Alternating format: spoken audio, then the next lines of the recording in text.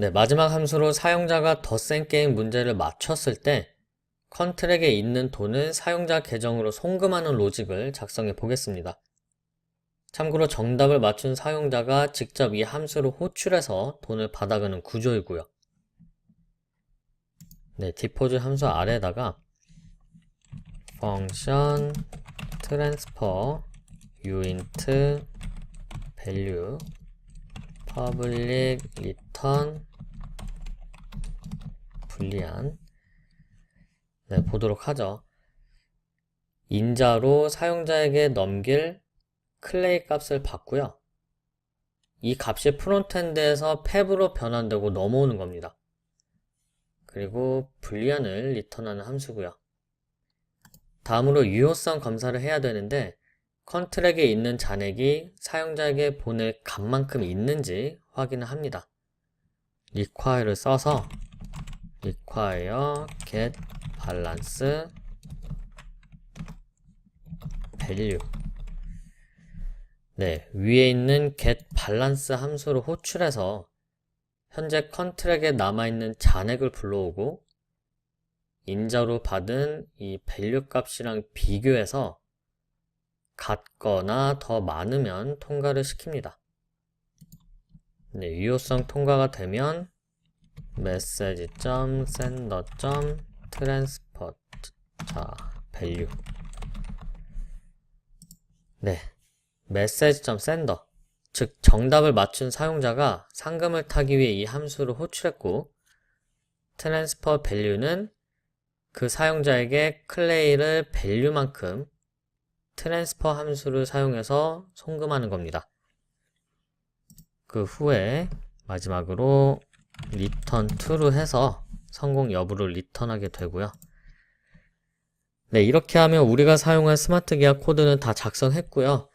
아주 간단했죠. 이제 마무리 테스팅을 해보겠습니다. 자, 디플로이를 하기 위해서 tx 밸류 다시 0으로 초기화 시키고요.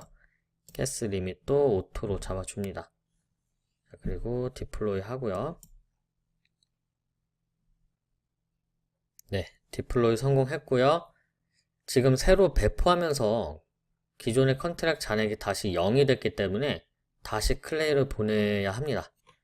자, 이 트랜스퍼 함수를 쓰기 위해서는 그래서 tx 밸류에 3 입력하고 그 다음에 이 테스트 패브는 다시 테스트 클레이로 바꿀게요. 디포짓 함수 샌드 이제 클릭합니다. 네, 트랜잭션이 성공했고 get balance 클릭하면 네, 돈이 잘 들어왔죠. 지금 제 계정의 밸런스가 94 클레이인 거 이거 기억하시고요. 이제 트랜스퍼 함수 써보도록 하죠. 자, tx 밸류 값을 다시 0으로 맞춰준 다음에 트랜스퍼 함수에 샌드 버튼 클릭해보면 네, 이번에는 매개 변수가 포함이 된 함수이기 때문에 이렇게 창이 뜨면서 인자 값을 넘겨야 해요. 이것도 이제 보낼 때 클레이를 팹으로 변환해서 넘겨야 합니다. 컨트랙으로 보내는 클레이 값은 팹으로 변환해서 넘긴다는 거 기억하시죠? 자, 그러면 다시 변환 사이트 가서 자, 여기 1클레이 변환하시고 자, 변환된 팹 값 복사하세요. 복사하시고 여기 인자 값으로 보낼 자, 값으로 보냅니다. 자, 붙여넣기 한 다음에 콜 하시면 네, 트랜잭션이 실행이 되고 성공하면서 영수증을 리턴했고요. 이제 from account 계정의 밸런스가 자, 1클레이 더 늘어났습니다. 아까 전에는 94클레이였죠.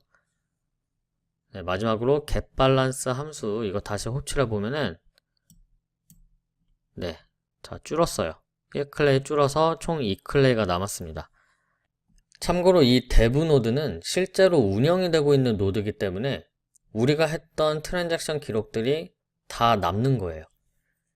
그거를 어떻게 테스팅 하냐면 컨트랙 주소만 알면 됩니다.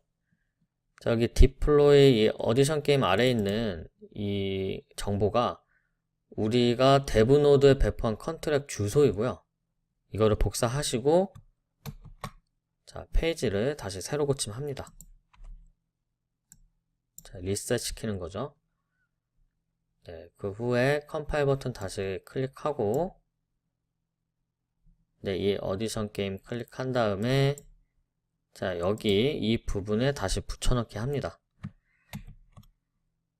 자, 그러면 함수들이 다시 활성화가 되죠. 자, 여기서 getBalance 함수 호출해 보겠습니다. 그러면, 네, 잔액이 아까 남아있었던 그 액수 그대로 있습니다. 자, 정말 편리하죠. 컨트랙 주소만 알고 있으면 내가 테스팅했던 기록들을 다시 볼 수 있는 겁니다. 네, 여기까지 클레이튼 ID를 사용한 덧셈게임 컨트랙 작성과 테스팅을 마무리해 보도록 하겠습니다.